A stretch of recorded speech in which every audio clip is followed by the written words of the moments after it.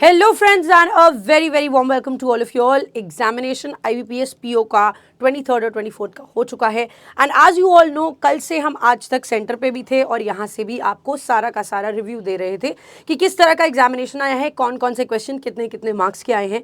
All together हम ये देखें तो सेंटर पे भी किसी बच्चे ने ये नहीं कहा है कि बहुत डिफिकल्ट पेपर आया या बहुत ज़्यादा परेशान कर देने वाला पेपर था।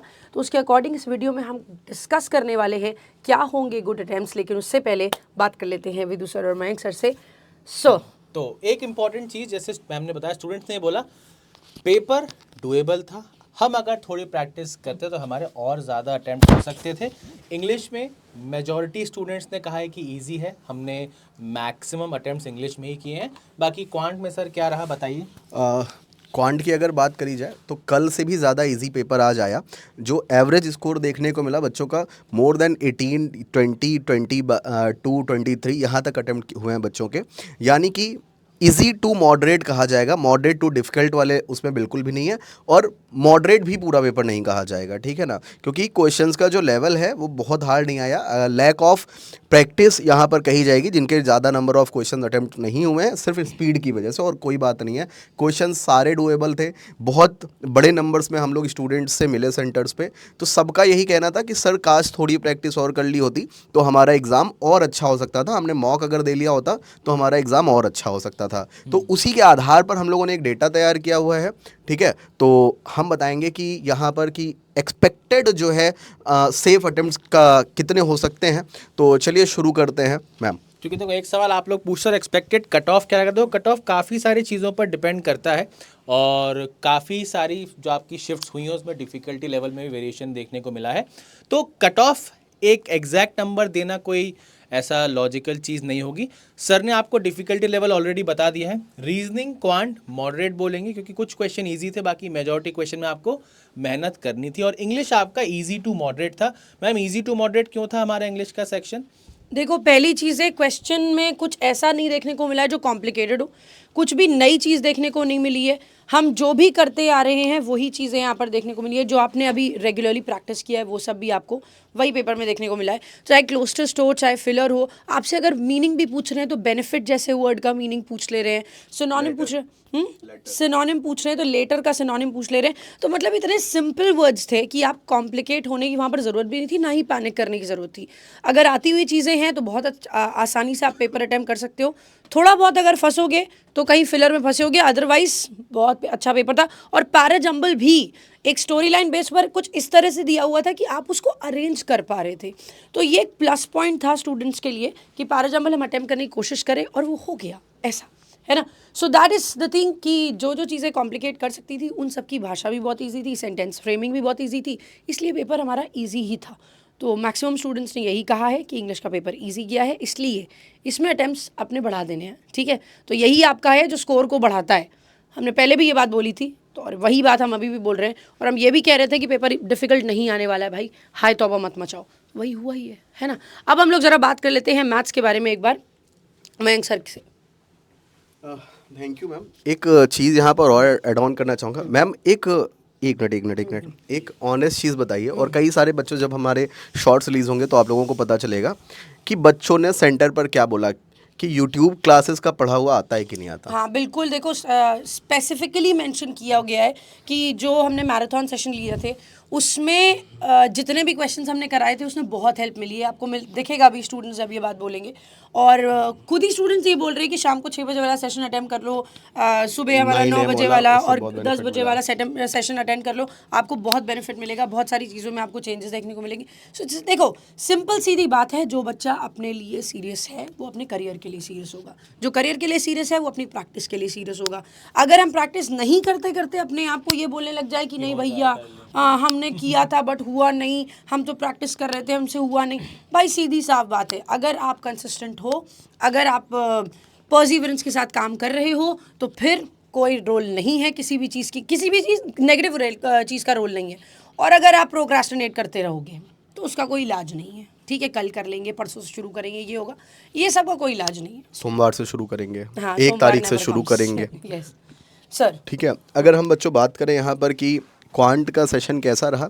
तो क्वांट में जो है आपके, अगर हम अप्रॉक्सीमेशन और क्वाड्रेटिक ऐसे हलवा हलवा क्वेश्चन है कि वो बहुत ज़्यादा स्कोर कर सकते थे आप, अगर आपने बहुत अच्छी प्रैक्टिस करी हो, आपको आता सब कुछ था, बट आपने करने में उसमें टाइम लिया।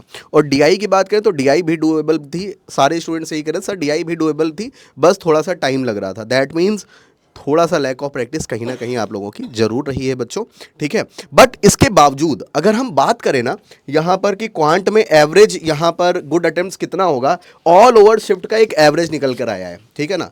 तो मैं अगर अपने शब्दों को कहूँ तो यहाँ पर जो एवरेज अटेम्प्ट हुआ है वो कितना हुआ है, मैक्सिमम 18, ठीक है ना। ये आपका जो है थोड़ा सा अच्छी शिफ्ट का है, और जो बहुत इजी शिफ्ट थी मैक्सिमम 22, ठीक है ना। तो यहाँ पर एवरेज जो मैंने लिखा हुआ है, मार्क्स लिखे हुए हैं, वो इजी टू मॉडरेट शिफ्ट के अकॉर्डिंग भी लिखे हुए हैं थोड़ा, ठीक है। तो इसके आगे की बात डिटेल में विदु सर करेंगे, प्लीज़ विदु सर। ओके देखो भाई, रीजनिंग का हिसाब किताब तो हमारा लगभग देखो सिमिलर था हर एक शिफ्ट में। एक क्वेश्चन आपका थोड़ा सा कॉम्प्लिकेटेड हर एक शिफ्ट में दिया गया, अब वो पजल से हो सकता है, ब्लड रिलेशन से हो सकता है, या फिर पजल आपकी ईजी हो, एसोसिएटेड क्वेश्चन थोड़ा सा आपका मॉडरेट आ गया हो, है ना। तो रीजनिंग में अगर आप चाहो कि सर हमें कुछ क्वेश्चन स्किप भी करने हैं या हमारी स्पीड थोड़ी सी अच्छी सी नहीं रही है, तो रीजनिंग में बहुत अच्छे से आप 20 से 25 तो कर ही सकते हो, है ना।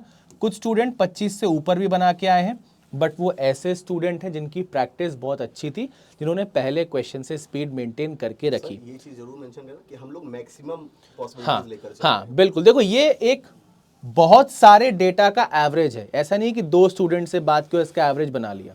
सेंटर पर काफ़ी सारे स्टूडेंट्स मिले, एग्जाम खत्म होने के बाद फ़ोन कॉल्स काफ़ी स्टूडेंट्स के आए, टेलीग्राम पर में, तो उससे एक बेसिक एवरेज बनाया है। ये मत सोचना कि जिस सेट का है डेटा उसमें 4-5 स्टूडेंट है, नहीं, बहुत सारे स्टूडेंट्स का डेटा लेकर एक बेसिक एवरेज निकाला गया। अब ये मत सोचना सर हमारे रीजनिंग में 20 से कम अटेम्प्ट है, क्या हमारा पेपर नहीं निकलेगा। हो सकता है आपने रीजनिंग में 20 से कम किया, बट क्वांट और इंग्लिश में आपका अटेम्प्ट बहुत अच्छा हो। मान लो आपने इंग्लिश में 25 से ज़्यादा कर दिए हो, यहाँ आपके 20 के आसपास हो, तो 45 तो आपका वैसे ही हो गया। अब इसमें 20 से कम अगर आपके हैं भी तो आप लगभग 60 के आसपास पहुंच चुके हैं, बहुत अच्छी कंडीशन में है ना। तो ये मत मानकर चलना कि अरे सर मैम ने बता दिया इतने अटेम्प्ट्स करने हैं, इस सब्जेक्ट में इतने अटेम्प्ट्स नहीं हुए, हमारा पेपर नहीं होगा, ऐसा बिल्कुल नहीं सोचना, क्योंकि पीओ का पेपर है, सारे क्वेश्चंस आप वैसे भी नहीं कर सकते, और जो क्वेश्चंस आपको करना है वो 100% एक्यूरेसी के साथ करना, क्योंकि कट ऑफ में अगेन आप देखोगे आपका नॉर्मलाइजेशन एक बहुत अच्छा फैक्टर है जो आपका रिजल्ट बना भी सकता है, बिगाड़ भी सकता है, तो उसे भी कंसिडरेशन में रखना है ना। इंग्लिश की बात करेंगे, मैम से फाइनल टेक लेते हैं। मैम इंग्लिश में क्या रहेगा? ओके गाइस, देखो प्रीलिम्स अगर प्रीवियस ईयर की बात करें, हालांकि प्रीवियस ईयर यहाँ पर थोड़ा कम रोल प्ले करेगा, रीजन बीइंग हमारे पास यहाँ पर मार्क्स में थोड़े से चेंजेस देखने को मिले हैं। अदर दैन दैट देखो ओवरऑल जो प्रीवियस ईयर का था वो 48.50 था, है ना। हमारा overall cut off general category का।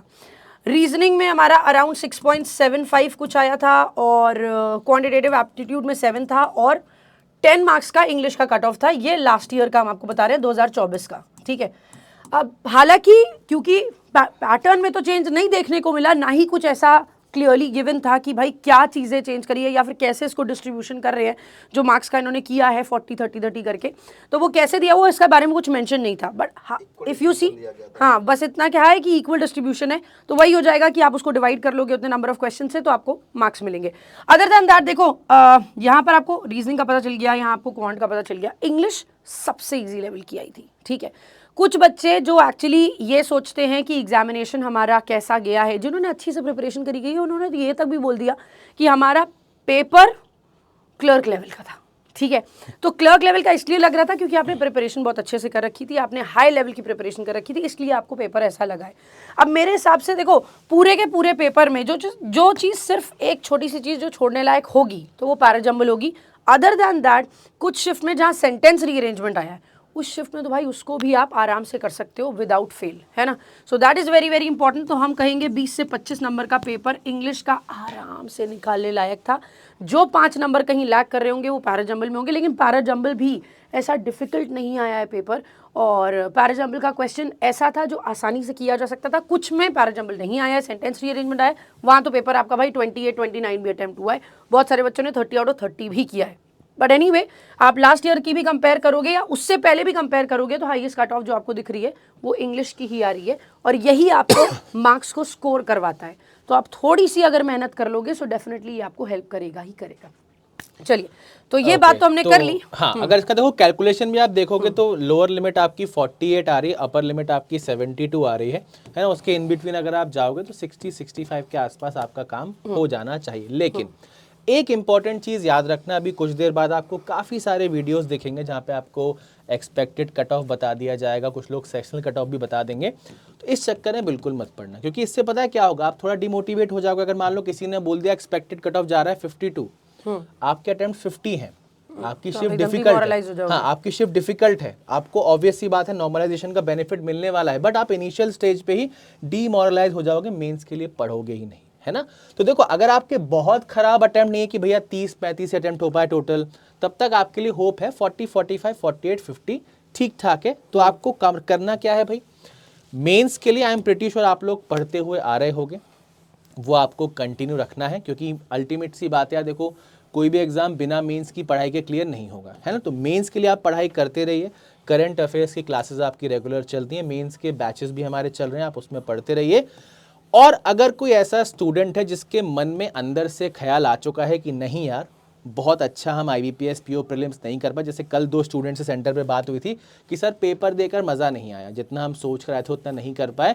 तो अगर आप इस सिचुएशन में हैं तो आपको अब क्या करना है, IBPS clerk, SBI clerk, LIC WO, ये 3 एग्जाम आपके सितंबर एंड या अक्टूबर फर्स्ट वीक में हो जाएंगे, उन पर आपको पूरा फोकस करना। और मैम कुछ कहना चाह रहे हैं। और उसके साथ साथ RRB के एग्जामिनेशंस भी इनलाइन है, तो आपको वो भी इस साल के एंड तक देखने को मिलेंगे। नवंबर में आपका RRB PO का प्री है, दिसंबर में आपका RRB क्लर्क का प्री है, तो उसके लिए आपके पास काफ़ी अच्छा समय है। तो अभी तक जो भी भूल चूक आप करते हुए आए हैं उनसे थोड़ा सा आपको सीखना है, उनको इम्प्रूव करना है और मेक श्योर करना है आगे आने वाले एग्जाम्स आपके अच्छे जाए। हो सकता है देखो आपका SBI PO प्रीलिम्स बहुत बेकार गया हो, ये भी आपका बहुत बेकार गया होगा, बट ऐसा नहीं कि आगे वाले पेपर भी बेकार जाएंगे।